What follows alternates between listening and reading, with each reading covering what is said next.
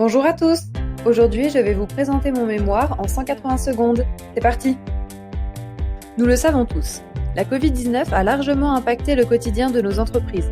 Au sein de Schneider Electric et de toutes les autres organisations, une des conséquences de cette crise est que nous avons réalisé à quel point il était important que nous avancions sur la digitalisation de nos structures.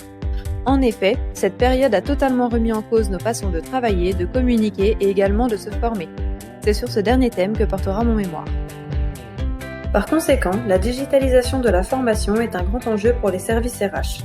Malgré le fait que la majorité de nos formations se déroulent toujours en présentiel, de nouvelles formes apparaissent régulièrement comme par exemple le blended learning, le mobile learning, les MOOC, SPOC, e-book, etc. ou encore les classes virtuelles.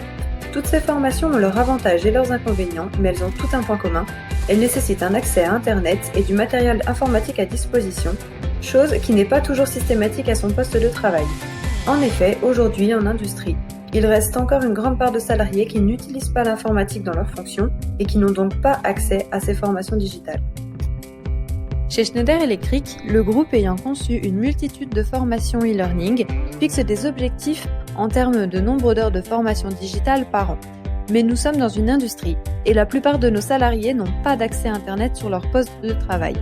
Ils ne peuvent donc pas faire de formation e-learning. C'est un problème.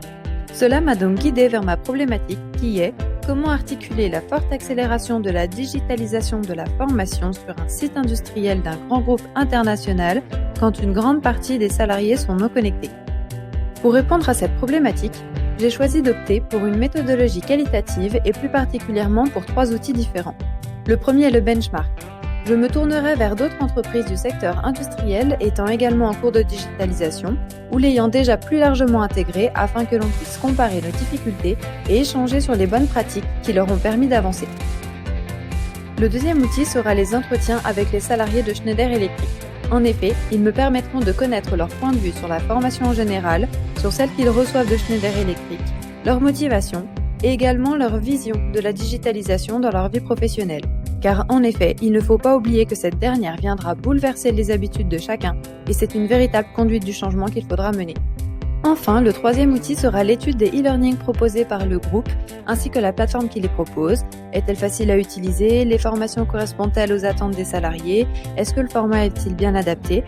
En effet, il est important de vérifier que l'offre soit bien alignée à la demande pour que les salariés prennent possession de cette digitalisation de la formation. D'autres outils seront également utilisés si jamais le besoin s'en fait ressentir, comme par exemple l'étude de documents. Merci pour votre écoute.